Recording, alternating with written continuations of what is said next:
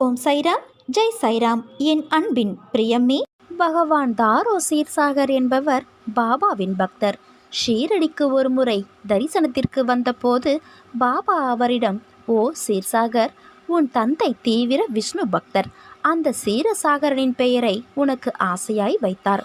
வருடம் தவறாமல் பண்டரிபுரம் செல்வார். ஏகாதசி உற்சவமும் அன்னதானமும் செய்வார். ஆனால் நீயோ வீட்டில் செய்து வந்த பூஜையையும் நிறுத்திவிட்டாய். நைவேத்தியம் படைக்காமல் பகவானை பட்டினி போடுவது மகா அபச்சாரம். பகவான் எதையும் சாப்பிடுவதில்லை, ஆனால் தன் பக்தனிடம் எதிர்பார்க்கிறார். நீ ஒன்று செய், பகவானுக்கு நைவேத்தியம் செய்வதை மட்டுமே சாப்பிடுவது என்ற கொள்கையை கடைப்பிடி. அப்போதுதான் உன் தவறு புரியும் என்றார்.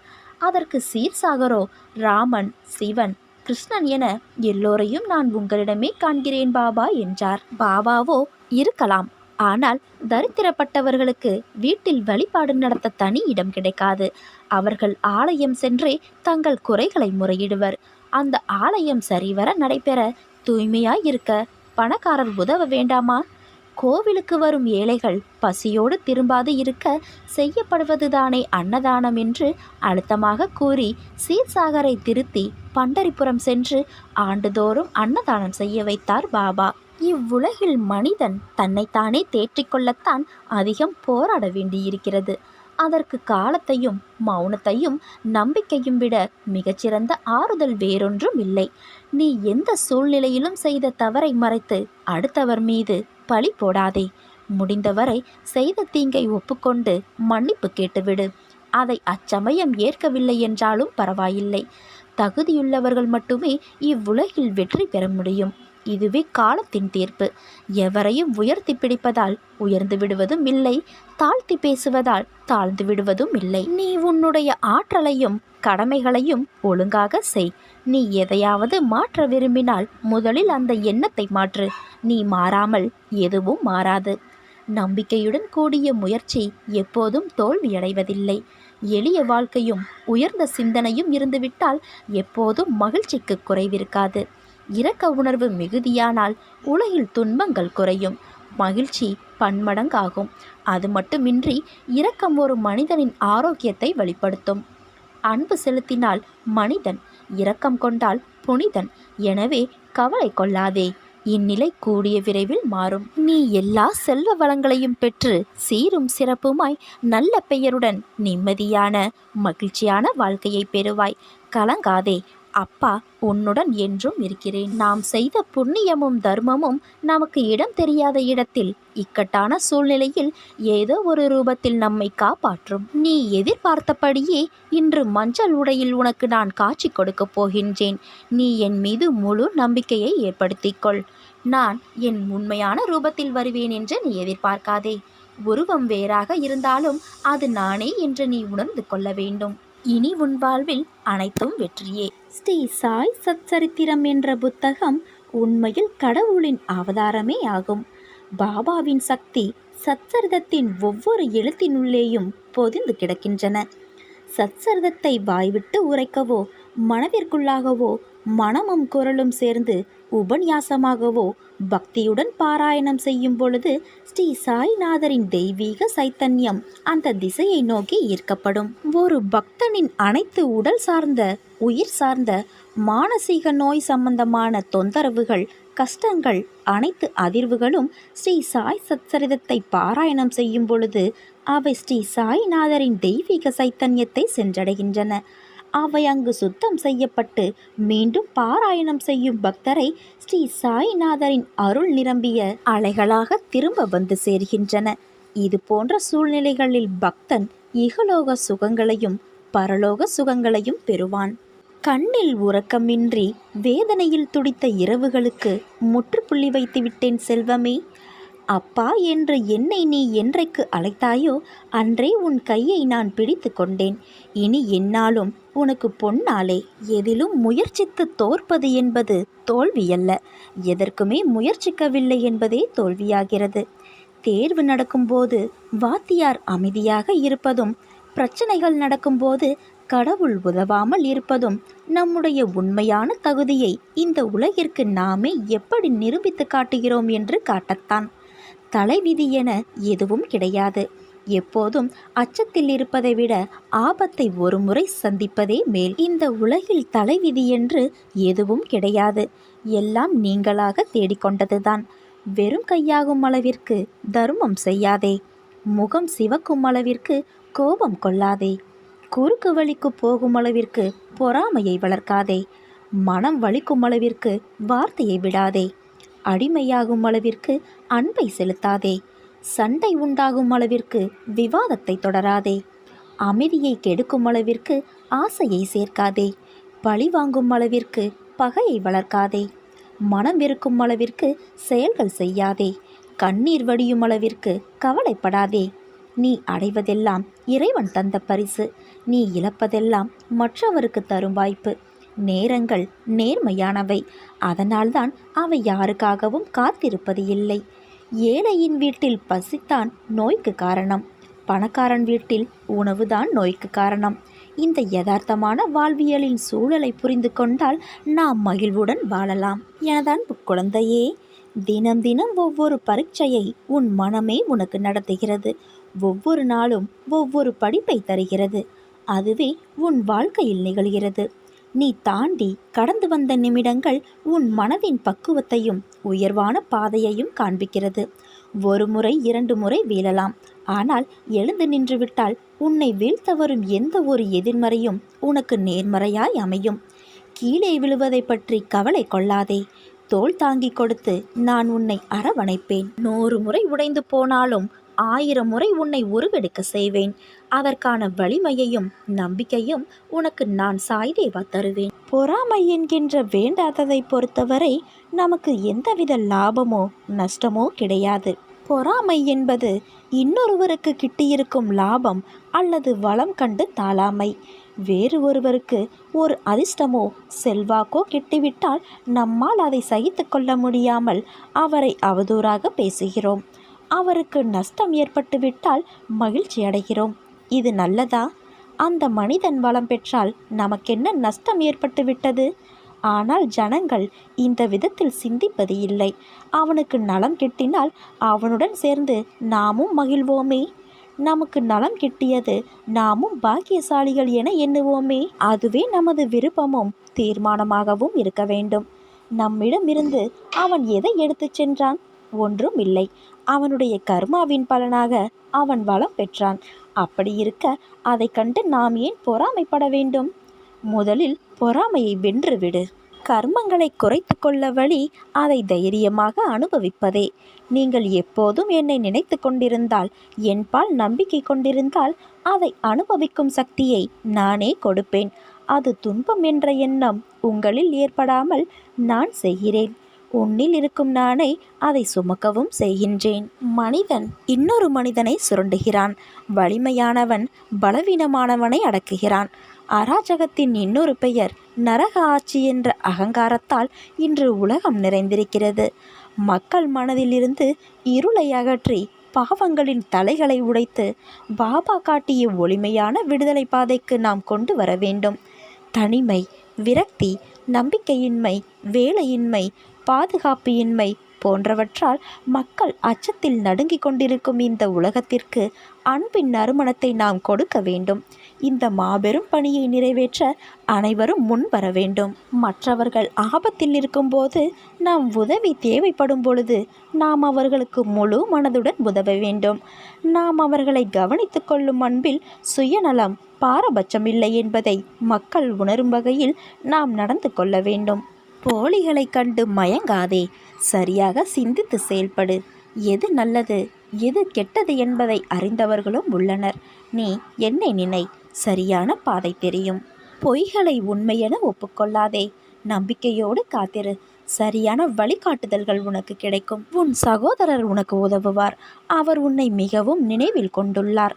சகோதரர் உன்னை நினைத்து கொண்டு இருக்கிறார். சில ஒற்றுமைகளை நீ கவனிப்பாய். நீ பிரயாணம் செய்வாய். எடுக்கும் முடிவில் தவறுகள் இல்லாமல் கவனித்துக்கொள். சிறிய தவறே ஆயினும் மன்னிப்பு கேள். ஸ்ரீ சாய்நாதருக்கு ஒரு தேங்காயை நிவேதனமாக கொடு.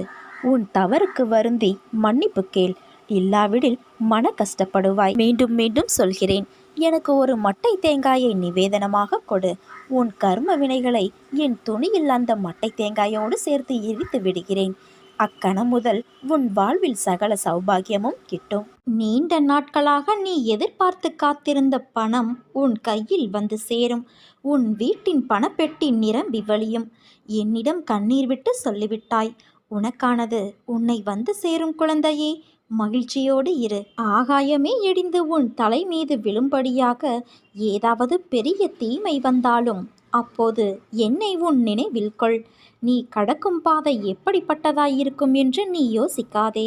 அது நான் காண்பிக்கின்ற பாதை. அதில் என் துணை உனக்கு நிச்சயம் இருக்கும் என் குழந்தையே. உன்னை பாதுகாப்பதற்கே நான் இருக்கின்றேன். உன் உற்றார் உறவினர் நண்பர்களே உனக்கு துரோகம் இழைக்கிறார்களே என்று வருந்தாதே. அதை எப்படி எதிர்கொள்வது என்று நிதானமாக யோசித்து அறிந்து கொள். நட்பு பாசம் இல்லாமல் பணம் ஒன்றே குறிக்கோளாய் கொண்ட வியாபாரிகளான இவர்களுக்காக கவலைப்படாமல் உன் மனதை ரணப்படுத்திய நிகழ்வுகளை மறந்து உன் லட்சியத்தை அடைவதில் மட்டுமே நீ கவனம் செலுத்த வேண்டும். வாழ்க்கையில் சாதிக்க வேண்டும் என்றால் தேவையற்ற பேச்சை குறைத்து தீர்க்கமான செயல்களில் மட்டும் ஈடுபடு. இவைதான் உன் லட்சியத்தை அடைய செய்யும் உத்திகளாகும். வாழ்க்கையில் தோற்றுக்கொண்டே இருக்கிறோமே என்று கவலை கொள்ளாதே குழந்தையே.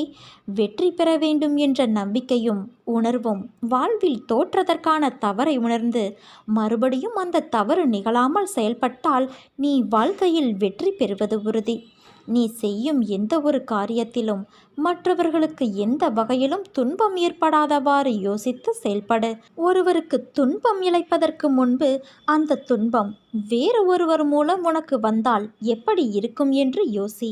எப்போது நீ உன் தவறை ஒப்புக்கொள்ள முன் வருகிறாயோ அப்போது நீ மனசாட்சி கொண்டவனாகிறாய். என்றும் செய்த தவறை மீண்டும் மீண்டும் செய்யாமல் பார்த்துக்கொள். என் வார்த்தைகள் மீது நம்பிக்கை வைத்து செயல்படு. உன் அம்மாவாகவும் அப்பாவாகவும் உனக்கு ஒரு நல்ல தோழனாகவும் நான் தோள் கொடுத்து தாங்குவேன். உனக்கு கிடைத்ததை ஏற்றுக்கொள். அதில் உன்னை யாரென்று எடுத்து காட்டு. தலை வணங்கி செல்ல கற்றுக்கொள். எது நடந்தாலும் மற்றவர்கள் உன்னை கடிந்து கொண்டாலும் சிரம் தாழ்த்தி போ. உன்னை தேடி அனைத்தும் தானாக முன்வந்து நிற்கும். பணிவு, பொறுமை, நிதானம் இவற்றை மனதில் நிறுத்தி கொண்டு தினமும் செயல்படு. மற்றதை நான் பார்த்து கொள்கிறேன். உனக்கு வரும் கஷ்டங்கள் எல்லாம் உன்னை தாழ்த்த என்று நீ நினைத்து கொண்டு இருக்கிறாய். ஆனால் உண்மையிலேயே அது உன்னை தாழ்த்துவதற்கல்ல, அடுத்த கட்டத்திற்கு உன்னை மேம்படுத்த. உனக்கான ஒரு விஷயம் தாமதமாக நடக்கிறது என்றால் அது உனக்கான நிறைவான விஷயமாய் மாறப்போகிறது என்று அர்த்தம். உன்னை சோதிப்பேனே தவிர ஒருபோதும் நான் கைவிட மாட்டேன். இன்று இதை நீ நன்றாக உணர்ந்து இருப்பாய். உன்னை சுற்றி உன் மனதை தூற்றி பேசுபவர்களை பற்றி நினைக்காதே.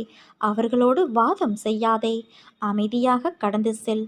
ஏனென்றால் வாக்குவாதம் செய்தால் உன் நிம்மதிதான் இழந்து போகும். வாக்குவாதம் செய்து உன் நிலையை நீ புரிய வைப்பதை விட அமைதியாக சென்று உன் செயலால் அவர்களுக்கு அதை உணர்த்து. என்றைக்கும் சொல்லும் சொல்லில் கவனம் தேவை. அதை மட்டும் நன்றாக நினைவில் வைத்துக்கொண்டு செயல்படு. உனக்கு துன்பம் என்ற ஒன்று வந்தால் அதற்குரிய தீர்வும் உதவியும் ஏதோ ஒரு வகையில் உன்னை வந்து சேரும். என் மீது நீ நம்பிக்கை கொள். ஏதோ ஒன்றை அடைவதில் மட்டும்தான் நிம்மதி கிடைக்கும் என்று நினைக்காதே. சிலவற்றை இழந்தால் கூட நிச்சயம் உனக்கு நிம்மதி கிடைக்கும். நான் உன்னை விட்டு விலகவும் மாட்டேன், கைவிடவும் மாட்டேன். உன் வீட்டில் தேவைகளுக்கு குறைவு வராமல் நான் காப்பாற்றுவேன். என் வார்த்தைகளை நம்பு. மீதியை நான் பார்த்து கொள்கிறேன் குழந்தையே. வாழ்க்கையில் நாம் போகின்ற பாதையில் தடங்கள் வராமல் இருந்தால் நீ சரியான பாதையில் போகவில்லை என்று அர்த்தம். பாதையில் வரும் தடங்கள்தான் உன்னை முன்னேற வைக்கும். முன்னேற்றத்திற்கு வழிவரும் இடங்கள்தான் உன்னை நகர்த்தி பார்க்கும் தோல்வி ஒன்று. அந்த தோல்வி உன்னை தாழ்த்தவோ வீசவோ அல்ல, இருந்த நிலையிலிருந்து உச்சாணி உயரத்தை தொடுவதற்கு. என்றும் பழுத்த காயாகவோ கனியாகவோ பட்டுப்போய் நீ விழமாட்டாய் குழந்தையே. நீ கீழே விழுவது வீழ்ச்சி அல்ல, விதையாய் உன்னை நான் கீழே தூவுகின்றேன். அப்படி தூவிய விதையான உன்னை வரலாறு காணாத உயரத்தில் நான் உயர்த்த எடுக்கும் புது முயற்சிகள்தான் அவை. உனக்கு புதியது, அதனால் அவைகள் உன்னை தள்ளாட வைக்கும். ஒரு விதை மண்ணில் விழுந்து சிறிது காலம் தன் வளர்ச்சிக்கு வெளியில் இருப்பதை காட்டிக்கொள்ளாது. பிறகு செடியாய் மரமாய் வளரும். அப்படி தன் வளர்ச்சியை காண்பிக்க முதலிலே தன் இருப்பிடத்தை பலமாக்கிக் கொள்ளும். அப்போது அது எதிர்நோக்கும் பிரச்சனைகள் நிறைய இருக்கிறது. அதே போலத்தான் நீயும் இருக்கின்றாய். நீ விழுந்து இருந்திருக்கலாம், ஆனால் அதை தோல்வி என்று கருதாதே. எழுந்து வானமாய் படர்ந்து நிற்கும் அளவிற்கு நீ உயரப் போகிறாய் குழந்தையே. அதற்குத்தான் இந்த சிறிய சறுக்கல். சறுக்கல் என்பது கீழே விழுவதற்கு அல்ல, மேலே உயர்ந்து செல்வதற்கு. உன்னை விதையாய் உன் வாழ்க்கையில் புதிய பாதையில் நான் தூவி இருக்கிறேன். சிறிது கடினமாக இருந்த வழிகள் அது உனக்கு உணர்த்தும் பாடமாக இருக்கலாம். ஆனால் நிச்சயம் நீ உயர்வாய் குழந்தையே. என்ன இப்படி சொல்கிறீர்களே என்கிறாயா? நான் சொல்வது கால நேரம் பார்த்து சொல்கின்ற சொல் அல்ல, எந்த காலத்தில் நடக்கும் என்ற சொல். எதிர்காலத்தில் உன் காலம் என்று சொல்லப்படும் அளவிற்கு நடக்கும். அதற்கு மறைமுகமாக நான் சொல்லும் சொல்தான் எதிர்காலம். கொஞ்ச தூரம்தான், அதனால்தான் தாமதமாகிறது என்று நினைக்கின்றாய். ஆனால் அது தாமதமில்லை. உன்னை நீ தயாராக்கிக் கொள்ளும் காலம் இது. வெற்றிக்கான காலம் வந்துவிட்டது குழந்தையே. இதில் நீ நிச்சயம் ஜெயிப்பாய். இந்த உலகமே தலைகீழாக மாறலாம், ஆனால் நாம் வழி தவறிவிடக்கூடாது. நம்முடைய நிலையிலேயே உறுதியாக நின்று கொண்டு அமைதியாக இவ்வுலகை வேடிக்கை பார்க்க வேண்டும். என்னை எவன் மிகவும் விரும்புகிறானோ அவன் எப்போதும் என்னை காண்கின்றான். என்னை விட்டு நீங்கினால் இந்த உலகமே அவனுக்கு சூனியமாக தோன்றிவிடும். என் கதைகளைத் தவிர பிறவற்றை அவன் கூறுவது இல்லை. இடையராது என்னையே தியானித்து என் நாமத்தையே ஜெபம் செய்கின்றான். முழுமையாக தன்னை என்னிடம் சமர்ப்பித்து என்னையே எப்போதும் எவன் நினைவில் கொண்டு இருக்கிறானோ அவனுக்கு நான் கடன்பட்டதாக உணர்கின்றேன். அவனுக்கு விடுதலையளித்து என் கடனை நான் தீர்ப்பேன். என்னை நினைத்து எனக்காக ஏங்குபவனையும் எதையும் முதலில் என்னை நினைக்காமல் உண்ணாதவன் பாலும் நான் சார்ந்திருக்கின்றேன். என்னிடம் வருபவன் ஆறானது கடலோடு ஒன்றாவது போல என்னோடு இரண்டர கலக்கின்றான். பெருமையையும் அகங்காரத்தையும் விட்டு ஒழித்துவிட்டு எல்லளவும் அவற்றின் அடையாளம் கூட இல்லாதபடி விலக்கி உன் இதயத்தை அமர்ந்து கொண்டு இருக்கிற என்னிடம் உன்னை பூரணமாக சமர்ப்பித்துவிடு. உனக்கு ஏதாவது வேண்டுமானால் என்னிடம் மட்டும் கேள். இவ்வுலக கௌரவத்தை விட்டுவிடு. கடவுளின் அருளையும் ஆசியையும் பெற முயற்சி செய். என் சன்னிதானத்தில் கௌரவம் அடைந்துவிடு. உலக கௌரவங்களால் வழி தவறிவிடாதே குழந்தையே. உன் கஷ்டங்கள் எல்லாம் உன்னை தாழ்த்த என்று நீ நினைத்து கொள்கிறாய். ஆனால் உண்மையிலேயே அது உன்னை தாழ்த்துவதற்கல்ல, அடுத்த கட்டத்திற்கு மேம்படுத்த. உனக்கான ஒரு விஷயம் தாமதமாக நடக்கிறது என்றால் அது உனக்கான நிறைவான விஷயமாய் மாறப்போகிறது என்று அர்த்தம். உன்னை சோதிப்பேனே தவிர கைவிட மாட்டேன். இன்று இதை நீ நன்றாக உணர்ந்திருப்பாய்தானே? உன்னை நான் தவிக்க விட்டு வேறு எங்கே போவேன்? உன் வழிகள் என்ன, எப்படி என்று நான் உணராமல் இருப்பேனா? நீ கொஞ்சம் யோசித்துப்பார். நீ வளர்ந்து என் பிள்ளையாய் இருக்கலாம், ஆனால் தாயின் கருவறையின் அணைப்பில்தான் இன்றும் என்றும் இருக்கின்றாய். அதையும் மீறி நீ உணர்கிறாய் என்றால் என்ன அர்த்தம்? உன்னை வாழ்வில் மேலோங்க உன் சுய சிந்தனையும் முடிவும் எடுக்கும் பக்குவமும் வரவேண்டும். அதனால்தான் எட்டி நின்று நான் வேடிக்கை பார்க்கிறேன். இன்று நீச்சல் தெரியாமல் துன்பத்திலும் வழியிலும் தத்தளித்த நேரத்தில் உனக்கு நான் பக்கத்தில் நின்றேன். இன்று உனக்கு நீச்சல் ஓரளவிற்கு தெரிந்துவிட்டது.